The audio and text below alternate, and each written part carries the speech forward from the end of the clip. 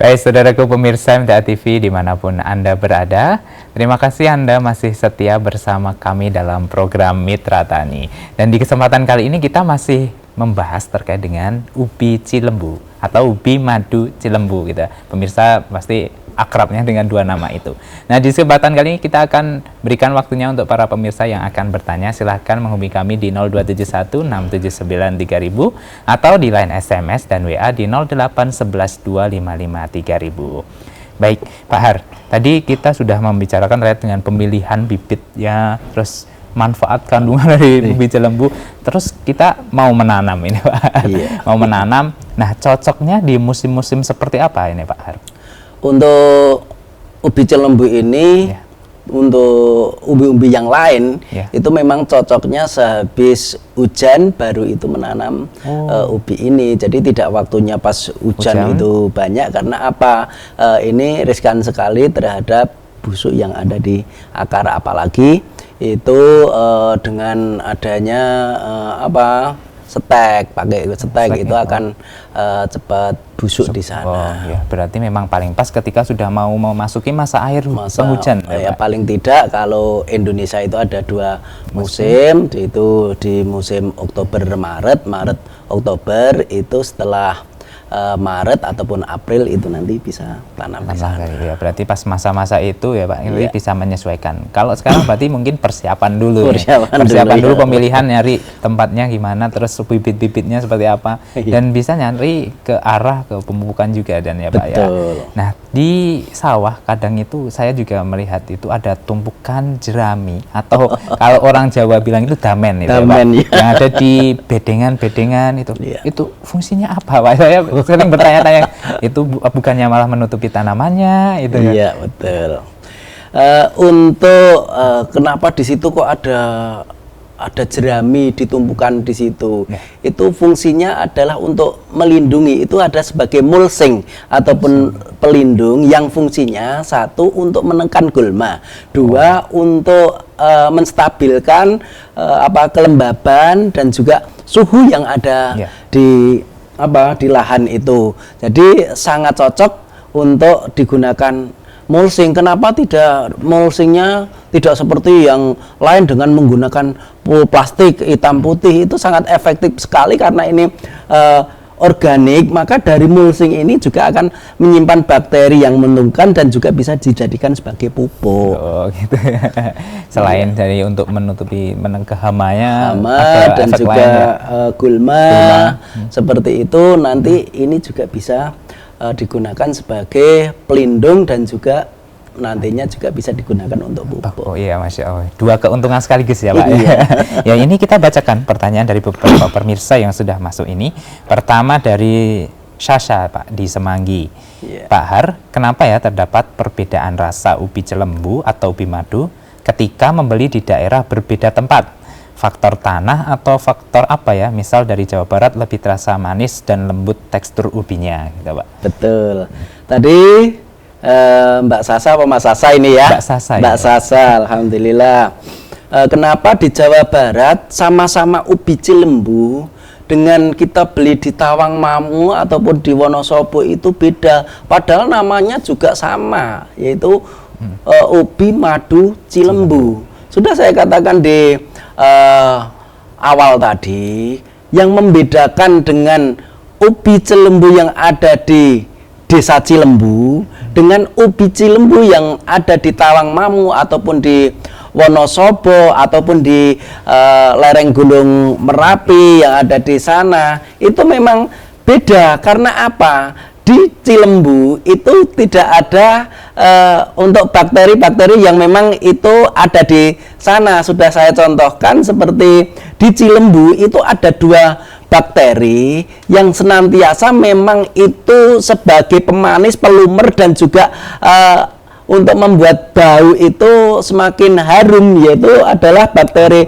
Rhizophora dan juga bakteri Endofit. Dengan lahan-lahan yang lain itu dengan penelitian yang sudah ada menurut di media itu belum ada. Yang ada itu hanya di daerah memang di Cilembu itu. Kenapa di Cilembu kok bisa terjadi ada ketela yang itu rasanya enak luar biasa, di dunia lain tidak ada seperti ya, itu. demikian untuk Mbak Sasa di Semanggi. Dan sayangnya Pak, ubi bakterinya nggak bisa dibawa ke daerah lain itu. Iya. Jadi memang ciri khasnya dari daerah Cilembu itu ya Pak ya. Betul. Ya, poin plusnya yang para pemirsa yang ada di daerah Cilembu ini ya Pak. Iya. Harusnya bisa mengembangkan ubi ini lebih banyak lagi. Betul. Baik, terkait dengan ini bibitnya juga ada yang bertanya ini Pak. Dari namanya Pak Didik di Solo. Ya. Untuk ubi Cilembu cocoknya ditanam di MDPL berapa Pak? Dan apa bibitnya juga harus didatangkan dari Cilembu gitu. Ya Pak Didik, terima kasih. Untuk ubi Cilembu ini bisa ditanam di 700 meter dari permukaan air laut sampai 1.500 meter dari permukaan air laut.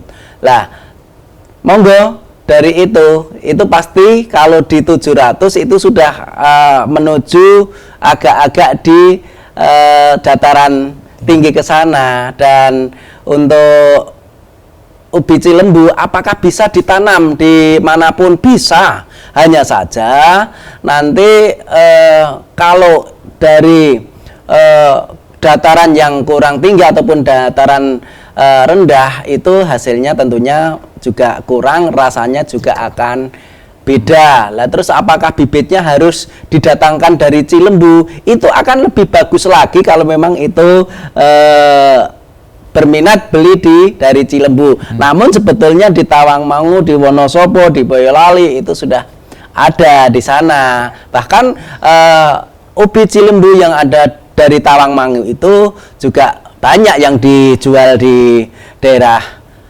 Solo ini seperti itu. Hanya rasanya memang beda seperti apa yang sudah dikatakan Mbak Sasa tadi. Beda memang dari kelumeran, dari segi manis, dan juga dari baunya itu lebih menyengat di Cilembu, lebih manis dari Cilembu, dan lebih lumer dari Cilembu. Ya, demikian ya untuk Pak Didik di Solo.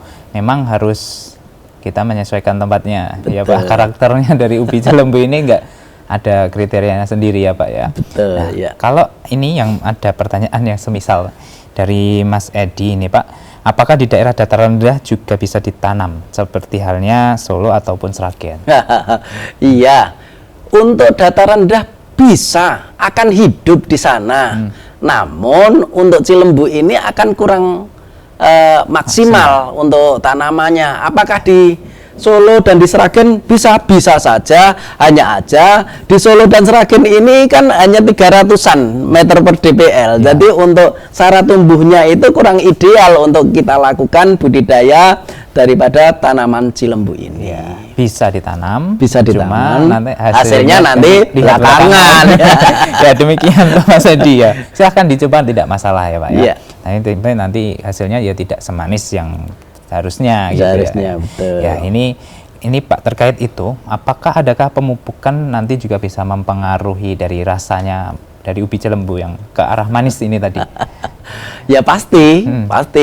Jadi pemupukan ini memang harus diperhatikan. Kalau sekarang itu sudah pakai teknologi dengan adanya pemupukan pupuk kimia, namun kita tidak menyarankan untuk itu. Ya. Karena apa? Dengan pemupukan organik saja itu akan lebih bagus lagi, rasanya akan lebih enak lagi, akan lebih manis lagi, dan itu nanti pasti tidak akan membuat mudarat ataupun tidak akan menyebabkan kita itu menjadi sakit. Bahkan dengan memakan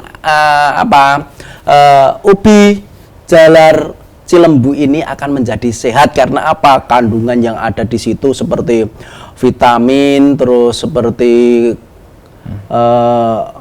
karbohidratnya rendah, namun gulanya tinggi, seratnya juga banyak, sehingga sebetulnya untuk si ubi cilembu ini bisa digunakan untuk diet bagi bapak-bapak ataupun ibu-ibu yang memang itu tubuhnya pengen sterek ya, pengen nggak gemuk-gemuk, pengen ideal, ya udah pakai aja makanya tiap hari dengan makan ubi cilembu ini. Lah terus pemupukannya bagaimana? Pemupukan cukup dari pupuk kandang seperti yang paling bagus itu pupuk kandang sapi, ayam ataupun kambing itu kurang lebih 20 ton per hektarnya nanti diberikan di awal dan bisa nanti setelah di tengah-tengah umur sekitar 1,5 bulan kita masukkan lagi di situ, nanti tumbuhnya akan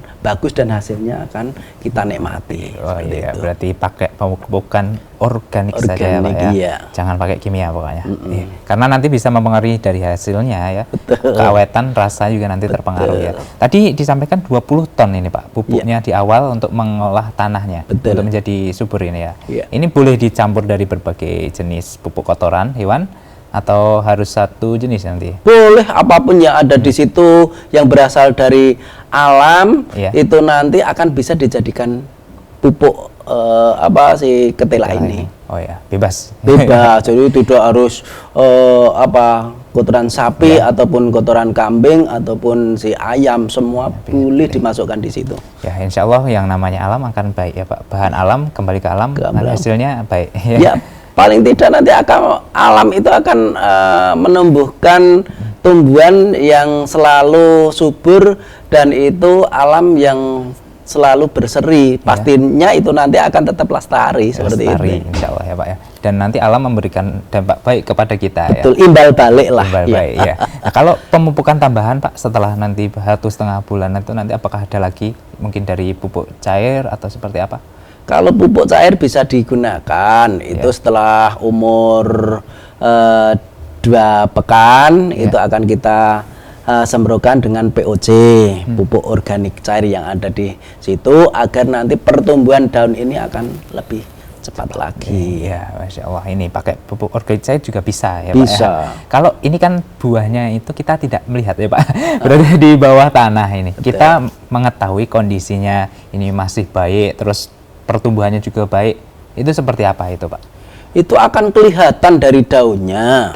Yang jelas daunnya kalau itu ledum-ledum, hijau, agak lebih tua sedikit, pastilah itu tanaman si ubi cilembu ini akan sehat. Nah, bagaimana untuk mengetahui ketela saya besar atau kecil, ketela saya ini sudah ada umbinya atau belum? Gampang dicoker, ada kita lihat nanti kita kalau sudah tahu hasilnya, sudah kita tutup lagi.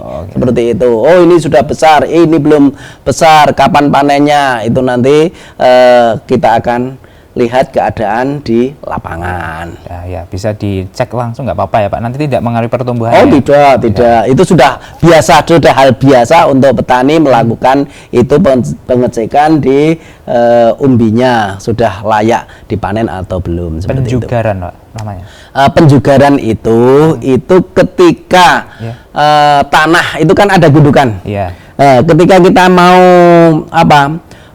menanam itu dijoger yang artinya itu nanti akan dilempengkan gitu loh. Dilempengkan artinya itu supaya yang pertama untuk menghindari gas-gas yang masih ada di sana itu bisa keluar. Yang kedua, mungkin ada gulma yang ada di situ itu bisa dicabuti. Yang ketiga, biar kelihatan ataupun biar restorasi gulutan yang ada di situ. Oh gitu ya bahasanya. Saya baru tahu ternyata seperti itu penjabarannya. Iya, dioker-oker atau diratakan kalau gitu. Iya. Tadi kan ketika pas kita ngecek itu Pak, bisa jadi kan ada tanaman ubi cilembu yang bisa jadi tidak bisa tumbuh atau gagal tumbuh gitu ya. Kita bisa menyulami dengan tanaman baru atau ya udah biarkan saja karena nanti bisa mengganggu yang lain kalau semisal kita ganti yang baru itu Pak. Ya. Untuk tanaman itu biasanya diketahui di kita penanaman dengan cara vegetatif ataupun stek. Itu akan kelihatan ketika tanaman itu sudah umur 3 minggu. 3 minggu itu akan kelihatan, oh ini tanaman ini lajunya bagus, ini kurang bagus, malah ini ada kering. Yang tidak sehat ataupun kurang bagus itu nanti akan kita cabut, kita ganti di tanaman yang baru. Lah terus untuk perlubang itu sebetulnya berapa sih untuk agar tanaman itu nanti ideal? Ya kurang lebih 3, antara 3 bisa sampai 5 di situ. Nanti ini sudah di dalam itu sudah nanti akan akan membentuk umbi sendiri-sendiri seperti itu. Iya. Berarti nanti jangan hanya 1 ya Pak. Untuk jagani ya. Bisa 2, bisa 3, bisa 4, bahkan bisa 5, silahkan di situ. Ya. Baik, ini ada pertanyaan kembali dari Bapak Maman di Subang. Umur ubi cilembu berapa bulan Pak dari masa tanam hingga masa panennya? Ya, terima kasih Bapak Maman. Waduh, ini dari daerahnya juga ya. Ini Pak, ini sebenarnya potensial daerahnya untuk dikembangkan ubi cilembu. Untuk ubi cilembu ini yang ideal masa panennya di 3,5 bulan Pak. Di 3,5 bulan ini sudah harus mulai panen. Kenapa tidak sampai 4,5 di situ? Itu nanti ubi cilembu akan lebih besar. Tidak seperti itu. Karena apa?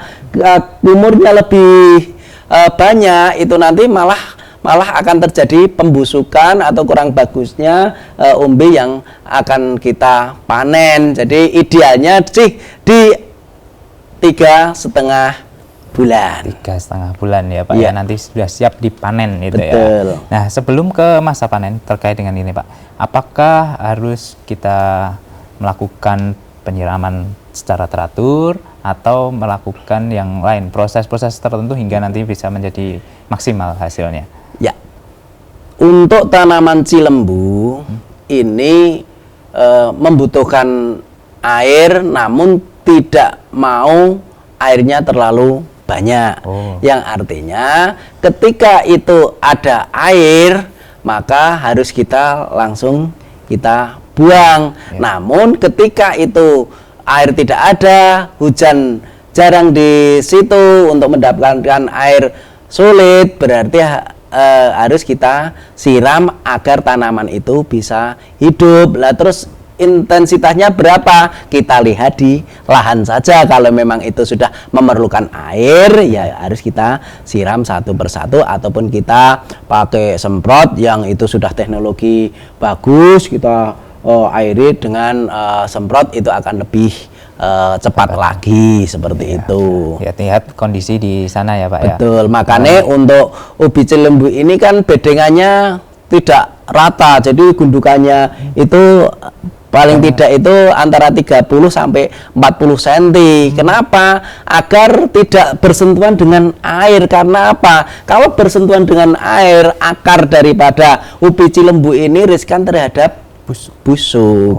Batas saja bedengannya tinggi-tinggi kita bisa ya. Berarti itu tujuannya supaya terhindar dari genangan air sehingga menyebabkan ubinya menjadi busuk. Gitu. Ya. Eman-eman. Ya, kalau setelah itu panen Pak, ada masa penyimpanan ini bisa bertahan berapa lama untuk ubi cilembu? Untuk ubi cilembu ini bisa dilakukan sebetulnya sampai 3 bulan itu masih setelahnya bisa, ya? setelah panen. Ya. Itu dengan cara dikasihkan di anjang-anjang dengan angin yang cukup, dengan tempat yang memang tidak terlalu panas dan tidak terlalu lembab. Itu nanti insya Allah tidak termakan apa ya Pak, semacam kutu atau ya? Tidak. Ya, berarti aman lah ya, dan masanya hampir 3 bulan ya awet. Makanya kalau ini sudah mau panen aja, kadang umbi ini masih ada, masih bisa kita nikmati, apalagi hanya untuk makanan keluarga saja. Itu sangatlah cukup. Ini belum habis, nanti sudah mau panen lagi. Iya, pantas saja ya, kalau setiap musim, setiap hari bahkan itu ada saja yang jual ya Pak ya. Iya, betul. Nah, ini tadi cocok untuk juga diet ya Pak ya, karena kalau tidak salah kandungannya itu karbohidratnya rendah, gulanya juga tinggi, jadi bisa karbohidratnya rendah, gulanya tinggi, seratnya banyak di situ. Dan juga ada vitamin-vitamin seperti B6. B6 itu fungsinya untuk menekan adanya penyakit jantung. Jadi penyakit jantung dengan memakan ubi celimbu ini akan teratasi, dan juga dengan adanya karbohidrat yang rendah, gula yang tinggi, ternyata untuk peredaran darah dalam tubuh kita itu akan normal kembali. Jadi dengan memakan ubi celimbu kita akan sehat. Ya, insya Allah. Sehat insya Allah ya Pak ya, Iya. dengan makan ubi celembu. Nah, terkait dengan tadi, belum saya tanyakan Pak, kalau 1 hektar, kita punya lahan 1 hektar ubi, kita tanam ubi celembu semua, nanti kira-kira dapat hasil berapa banyak ini ya Pak? Kan kita ini harus memprediksi dulu Pak ya. Betul, iya. Untuk hasil daripada ubi celembu yang sudah kita lakukan, rata-rata antara 30 sampai 40 ton per hektar. 30 sampai 40 ton Pak. Per hektar, coba dikalikan 10.000 aja. Wah, Monggo itu sudah segitu. para pemirsa gedenya. bisa menghitung sendiri. Dengan hanya 3,5 bulan saja. 3,5 Jadi bulan. 40 juta sudah akan di tangan kita. Alhamdulillah, Masya Allah. Semoga nanti ya bisa Pak. Iya. Nah, tidak terasa Pak, kita sudah berada di akhir perjumpaan ini. Adakah pesan untuk para pemirsa, utamanya untuk semakin bersemangat mengolah lahan pertanian yang ada di Indonesia ini Pak? Ya, sahabatku mitra tani dimanapun Anda berada, ubi celembu ini adalah ubi asli Indonesia. Ubi yang berasal dari Cilembu, daerah Pandeglang, Jawa Barat sana, dan ini merupakan umbi, salah satunya umbi yang ada di Indonesia dan tidak dimiliki oleh negara-negara lain. Bahkan sekarang ubi Cilembu ini sudah merambah di mancanegara seperti Malaysia, Singapura, Amerika. Itu bahkan untuk hidangan-hidangan istimewa para pejabat yang ada di sana. Tentunya dengan budidaya terus menggunakan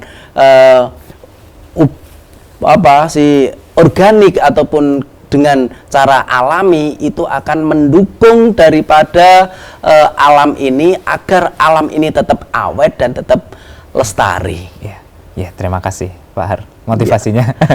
Semoga para pemirsa ini di rumah semakin termotivasi untuk mengolah lahan pertanian di Indonesia Pak ya. Karena Indonesia memang sejak dulu terkenal dengan agrarianya, pertaniannya. Semoga semakin berkembang dan maju ini ya Pak. Amin. Nah, terima kasih Pak Har untuk pelajaran dan motivasinya. Semoga Pak Har senantiasa dalam keadaan sehat dan jumpa lagi di lain kesempatan Pak. Amin. Assalamualaikum warahmatullahi wabarakatuh. Waalaikumsalam warahmatullahi wabarakatuh. Baik, saudaraku pemirsa MTA TV dimanapun Anda berada, demikian tadi telah kita ikuti dan simak bersama program Mitra Tani untuk edisi kali ini.